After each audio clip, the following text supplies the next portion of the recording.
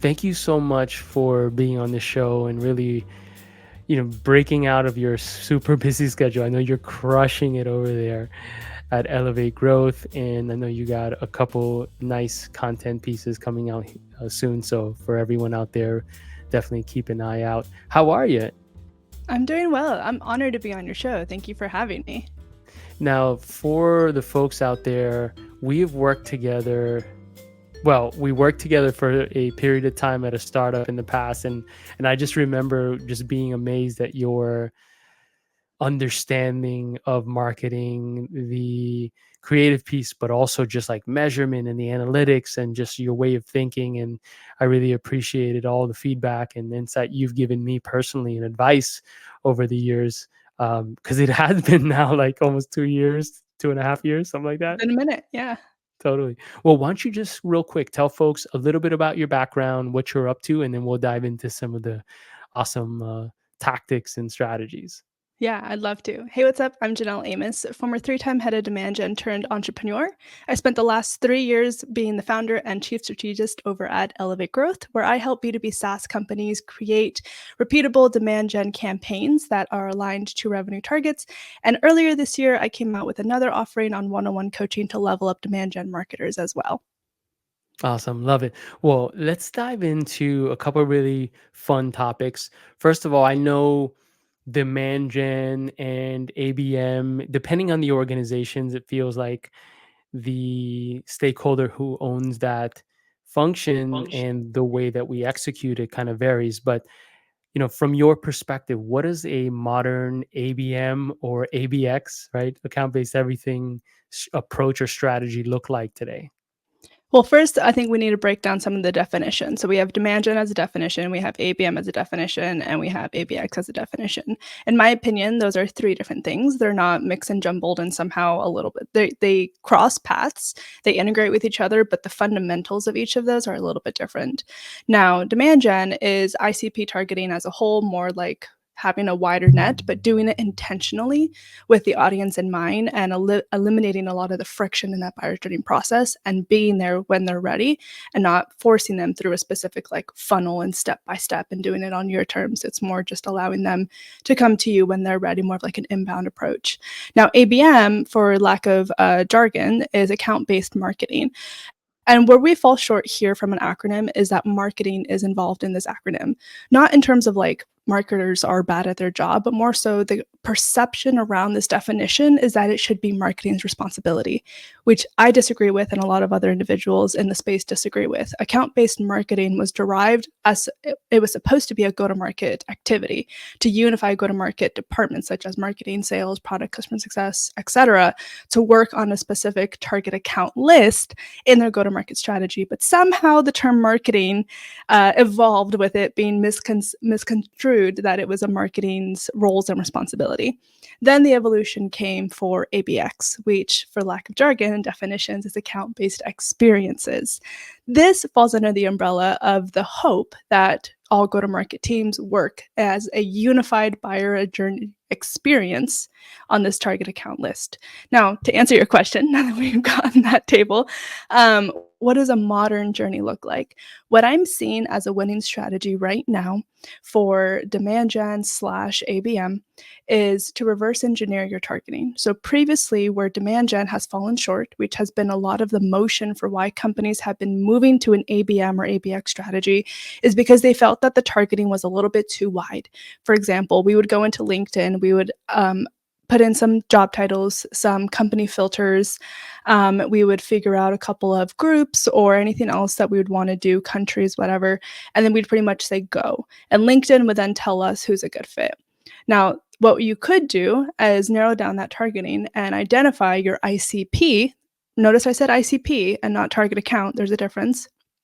And use that to pipe that list both on account and a contact value, put that into LinkedIn instead, and use that to tell LinkedIn who we're going after instead of flipping the script.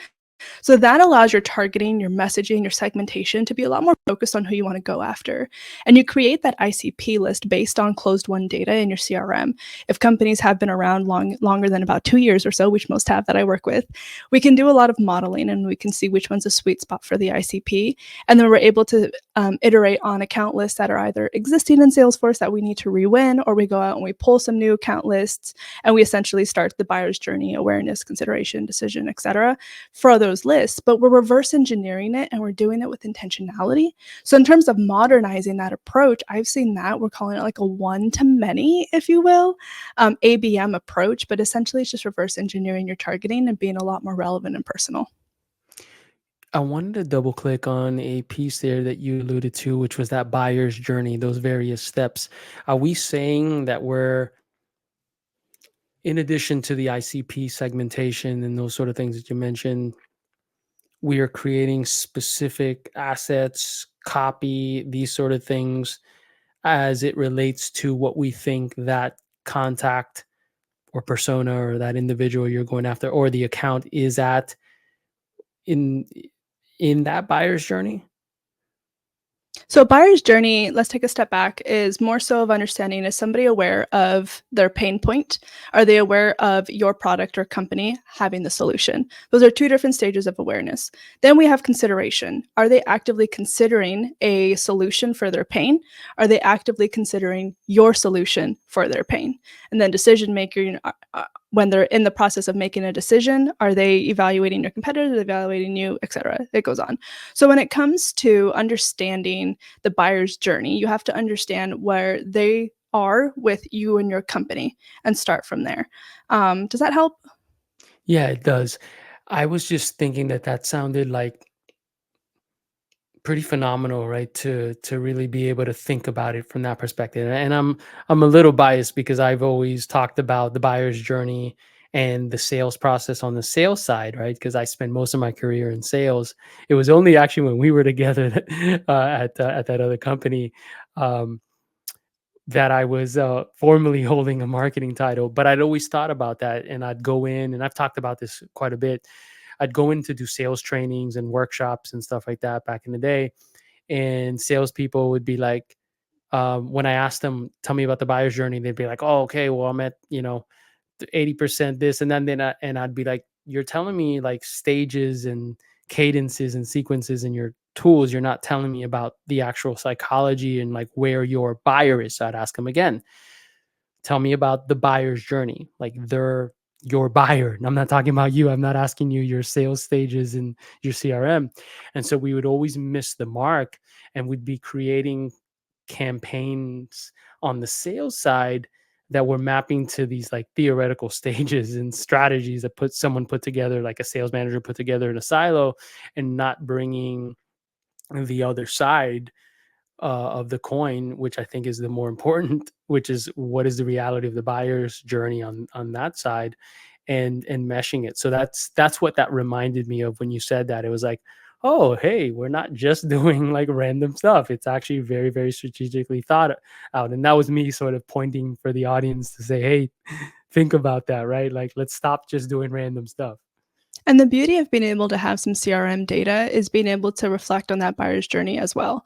So when you go in and you do your ICP mapping on which accounts are the good sweet spots and which ones we want to continue going after, what you can also do is look at the different touch points. You can look at which touch points acquired them, which touch points accelerated the opportunity, and which touch points ultimately closed the deal. From a marketing strategy, if we're going to reverse engineer a marketing strategy, I would start there, as assuming they're working, right? And figure out the different touch points, because your data is going to tell you what worked to get people to a webinar, what worked in order to get people to open opportunity, what worked in order to get clicks to your website, whatever it is that we're tracking for the different buyers' journey. You should be able to see that inside of your CRM data. And so if you've got nowhere to start, I always like to look at those data points. So to your point, absolutely, both teams, any and all go-to-market teams, should be looking at those different stages and working together collectively to create segmented and personalized outreaches, both on marketing and sales side, for those target account lists. I was going to ask you, what does a great landing page design or those elements look like from particularly an ABM perspective? And Maybe one thing I would add to that is like, how does that actually vary based on these stages, or does it based on these stages of the buyer's journey? You know what? This is one of my favorite questions. And I feel like the answer here really is twofold. One is something that is, I don't want to say good enough to start, but kind of a foundational that we have to do first. And then as we get our feet underneath us and we become a more sophisticated strategist under the ABM or ABX umbrella, then we can get into a lot more dynamic, AI generated, complex workflows. I'm going to start basic first, and then I can tell you how we can evolve. My favorite go to play is to have what I call content hub landing pages. So essentially what that does, I'll walk you through this journey. If you go to a company's website, pretty much that hero image is who we are, what we do, why, and the next step. As you continue down, it's got social proof, it's got content, it's got product, it's got features, it's got webinars, it's got content, it's got the call to action, get a demo, da da da, whatever. And all of them have different CTAs guiding you into the next page to keep you on their website for you to determine what the next step is for you to go based on what's there. Take that same lens in a personalized ABM approach. So, for example, if we've created a 1,000 target account list and we segment that by industry, I would recommend that each one of these pages are specific to the industry, however we're segmenting it. I don't want to say and go create 100 different pages. I don't think that's feasible. But at a high level, they've got to be somewhat relevant, right? And essentially what you're doing, I call it just like a tofu, mofu, bofu landing page, top of funnel, middle funnel, bottom funnel landing page. So it starts in who we are, what we do, why it's relevant to you as in your industry, and then more content for your industry, and then product features for your industry, and then other opportunities to engage with us, such as fireside chats, webinars, live Q&As, product tours for your industry. And then as it continues on down the page, it's asking, do you want to talk to somebody? Do you want to learn more? The chatbot, if you have one on that page, is specific for your industry. And it's all very personalized for the industry. So depending on how many segmentations you need to go through, that's how many pages I would recommend you create. I also don't want to say go create like a million landing pages. So find an equal medium in that. But when I say content hub, it's for me more of like an actual hub as like a homepage or a landing page where I could go and just navigate myself and be able to say, okay, this is what you do. This is who it's for. That's for me. Here's some more content. I can read a blog. I can go download this guide on how to do something. I can go and learn why it's important. I can sign up for a webinar to talk about how to actually do this successfully in 30 days, whatever the content is that's there. That's where I would start. This significantly differs from a PPC approach, a pay-per-click approach. The reason for that is normally on a PPC, the hero image has that form right then and there is for conversion. This one is not for conversion. It's for guidance. It's for the education side of that buyer's journey. And what we do is allow them to tell us where they are. Now, this is where we get complex and where it excites me and all the fun things that now leveraging technology we're able to do. Because we reverse engineer our account and our contact list, I can see when a contact in my database has IP'd a cookie on my website and has been able to see what pages and content they've interacted with, i.e. this Content Hub landing page.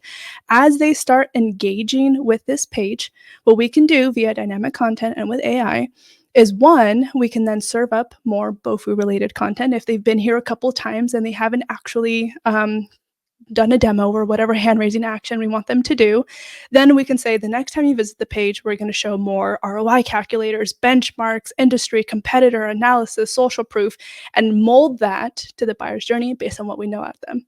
Notice no spamming, no outbound, nothing has happened yet, right? Like we're coupling those efforts, but this is just allowing the buyers to tell us what we want to do.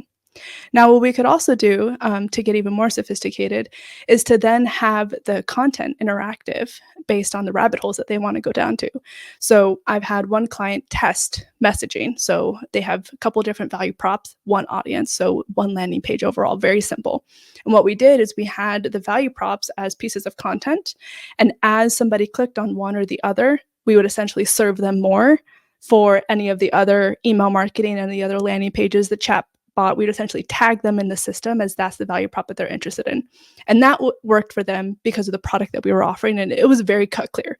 And so it was very much like they told us, this is the way that we got to go to serve them. So I call it like trigger-based buyer's journey, trigger-based email marketing, where we set up these type of triggers. And as somebody makes those actions, then we pounce more so than saying like the outbounding spammy process where we're just cold calling, hey, do you want to talk to me? Do you want to talk to me? Do you want to talk to me? Do you want to talk to me? No.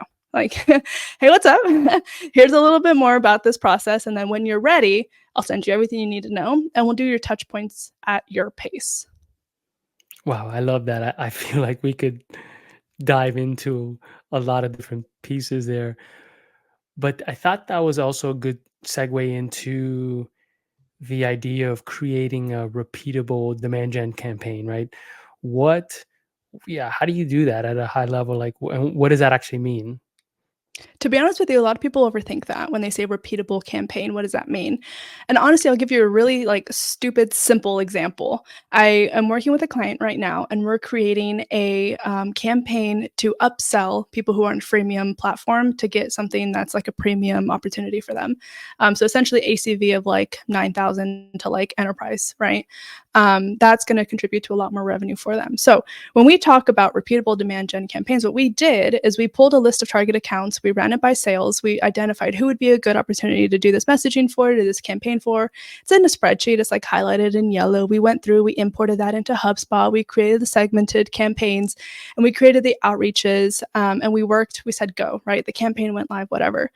And I went back to them and I said, cool. So if we wanted to do this next quarter, we're going to have to do a whole nother target account list, do all the highlighting, this and that. And I'm like, we need to create dynamic filters from the jump and identify, now that we've done this and we see what works and we know the process, and say, if company meets X criteria, has been a customer for example, 6 months at least, has done X experience with the product, like they've seen the aha moment, as you're familiar with, then enroll into campaign and do X, Y, and Z. That will be evergreen, automatically firing when we're sleeping. But until we can actually think about with our brains and with our lenses on how do we make this repeatable, it's really not rocket science, to be honest with you. But because marketing teams are so focused on being reactive and not proactive, these are the little things that get missed. And so every quarter, we feel like we're just constantly breathing and trying to get back and trying to do this and pull another account list. We got to do this again. We got to do this again. What's the other messaging? It's like, breathe for a second. Let's, put our thinking hats on and figure out how we can do this from the jump so we're not going back and doing double work. Awesome. How do you best work with product marketing and sales teams from a demand gen POV? Great question. Let's split those up. First, I'll talk about product. First and foremost, when I first joined a company, either consulting or, back when I was in my full-time days, what I would do is I would meet with every single department head and I'd say, hey, what's up? Here's what I'm here to do. What's important to you? And I would have them tell me their top like 3 pain points that they're currently seeing from a marketing demand gen perspective. Then I would make it my mission to go and make that come true, to prove my partnership that I'm here to work together. And that way, this kind of goes back to like the give, ask mentality. So I try to figure out ways that I can just show them that I'm actually going to be a true partnership.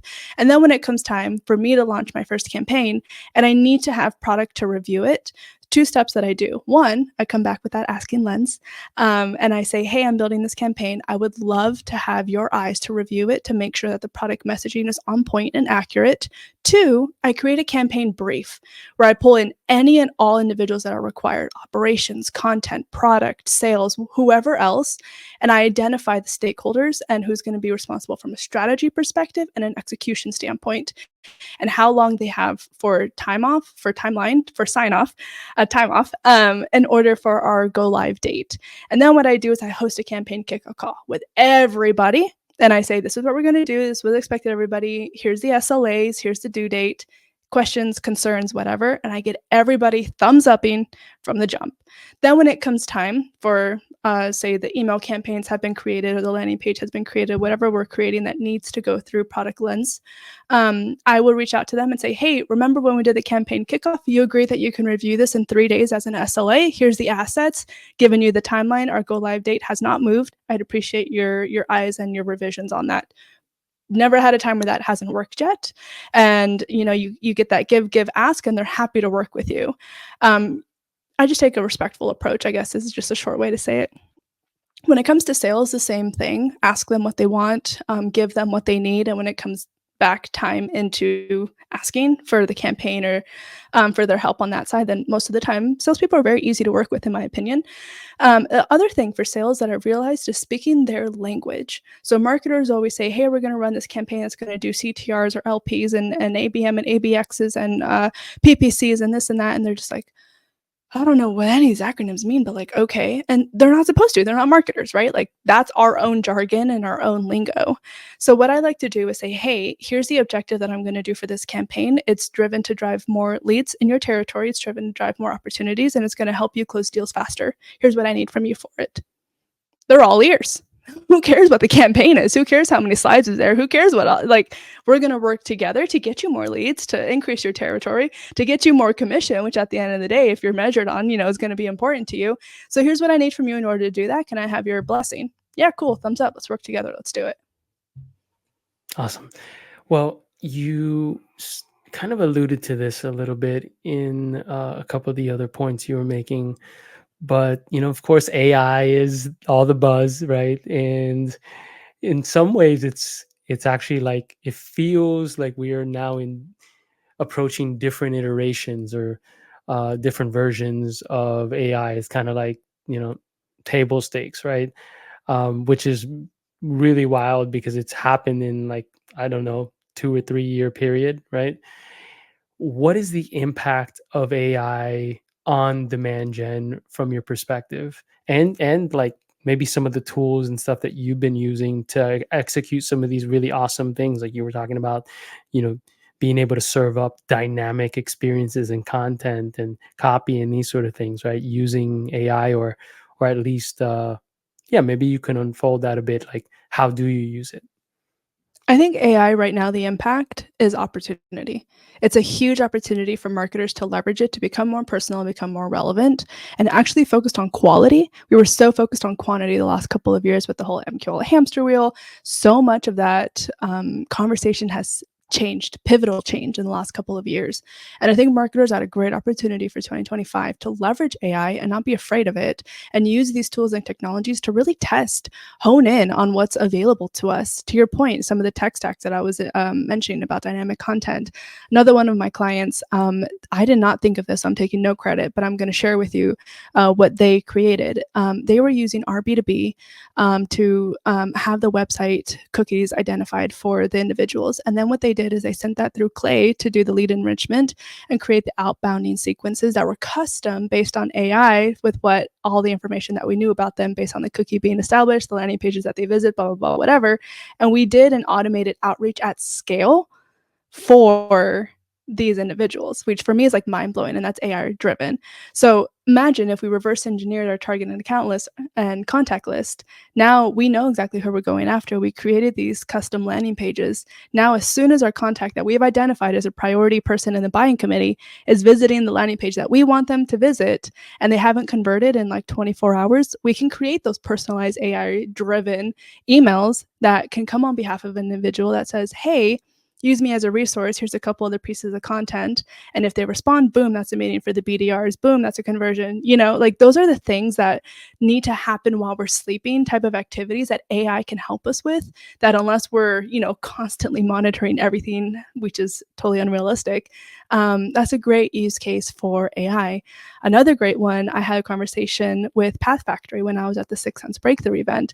Their ability to do personalization and content for ABX campaigns like absolutely blew my mind. So that's another great example of the way that they're leveraging AI as well. So just in general, I would say just embrace it. The impact is opportunity. I don't think we're at a point where AI is going to replace marketers quite yet, especially on a demand gen or campaign lens. It requires a little bit more critical thinking to architect those type of campaigns, and then after those are architected, then we essentially just use technology to become more efficient, relevant, etc. Yeah. And when AI does take over, it probably means we'll like hang on the beach and read books and hang with our family and just let the AI do the working. But anyways, I have a good friend of mine who's a economist in Boston and Cambridge, and we talk about once a month or so about the impact of AI, and he's like, really speaking about it in a very existential way, but actually in a positive way too, right? Like it's existential in that it's such a potentially impactful shift through technology in our society and human in our species. But he says that it could potentially unlock us to do things in a way, in a world that he is calling post work. So anyways, Mhm. um I think thank you AI so is much for taking the time to share your wisdom. I gotta be honest, like I was like chomping at the bit here at every word that you were saying. I was like, oh my God, I gotta write this down. But this is really, really awesome. Again, you always amaze me with just like the breadth of knowledge and your insight into all these things. So really appreciate you sharing it with the audience. If folks wanted to follow you on social, maybe get in contact about hiring you, we have several go-to-market leaders at different titles, whether it's CEO, VPs of sales, VPs of product marketing, et cetera, who watch this show. So folks might be interested in also hiring you. What would be the best URLs or channels to reach you? You know what? I really appreciate that. I'm open to having a conversation with anybody. The best channel for me is going to be on LinkedIn. That'll have my content hub landing page, if you will, to point you in all the other different directions. But you can also check out my website. It's elevate-growth.com. You can give my podcast a listen. It's called Demand Gen Made Simple. Otherwise, you can reach out to me, send me a DM on LinkedIn. I love that. And it feels like when you speak about these things, you do simplify it. So I definitely got to check out your show. Okay. Maybe we can share it with the audience on our newsletter and then also on social. I would really appreciate that. Yeah. Awesome. Well, have a wonderful day. Thank you so much. Thanks for having me.